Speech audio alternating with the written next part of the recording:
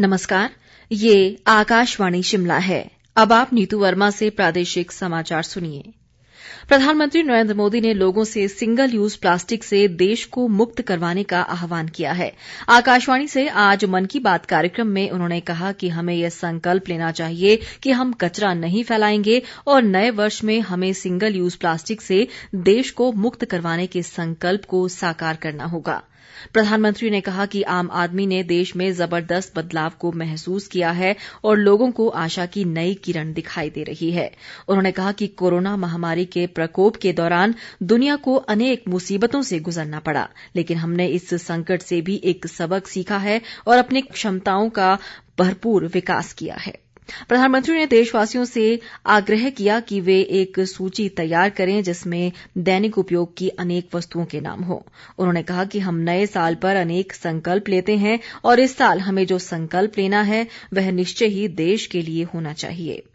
नरेंद्र मोदी ने कहा कि आज समय आ गया है जब हमें श्रेष्ठ गुणवत्ता का सामान तैयार करना है।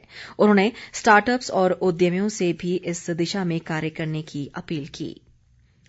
राज्य सरकार ने आज अपने कार्यकाल के 3 वर्ष पूरे कर लिए हैं। इस अवसर पर शिमला में राज्य स्तरीय समारोह का आयोजन किया गया, जिसे रक्षा मंत्री राजनाथ सिंह ने नई दिल्ली से वर्चुअल माध्यम से संबोधित किया। उन्होंने राज्य सरकार के 3 वर्ष की उपलब्धियों को सराहा। राजनाथ सिंह ने कहा कि 3 वर्ष के कार्यकाल में हिमाचल सरकार की शानदार उपलब्धियां रही हैं और इसके लिए मुख्यमंत्री जयराम ठाकुर बधाई के पात्र हैं।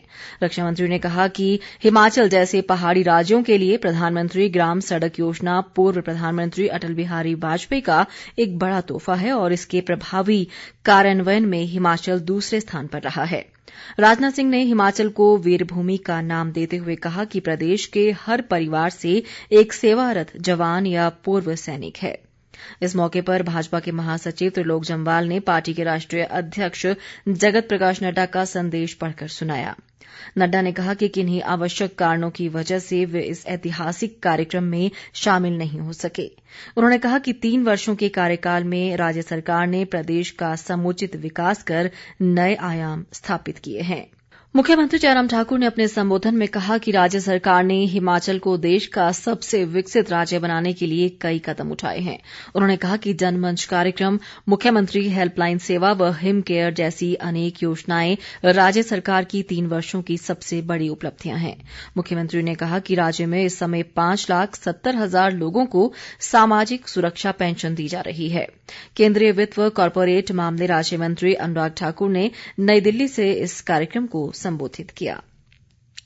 प्रदेश कांग्रेस अध्यक्ष कुलदीप राठौर ने राज्य सरकार के 3 वर्ष के कार्यकाल को निराशाजनक बताया है। पार्टी कार्यकर्ताओं ने आज शिमला के माल रोड पर प्रदर्शन किया।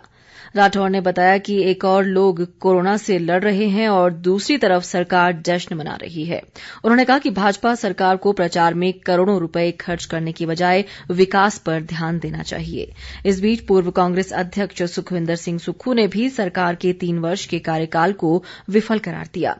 उन्होंने आरोप लगाया कि सरकार सभी क्षेत्रों में नाकाम रही है। प्रदेश में 17, 19 और 21 जनवरी को होने वाले पंचायतीराज संस्थाओं के चुनावों को लेकर सरगर्मियां तेज हो गई हैं। लोकतंत्र की सबसे छोटी संसद का हिस्सा बनने को लेकर लोगों में उत्साह है। इन चुनावों के लिए 31 दिसंबर और 1 व 2 जनवरी को नामांकन पत्र दाखिल किए जाएंगे। इसी के साथ ये समाचार बुलेटिन समाप्त हुआ। नमस्कार।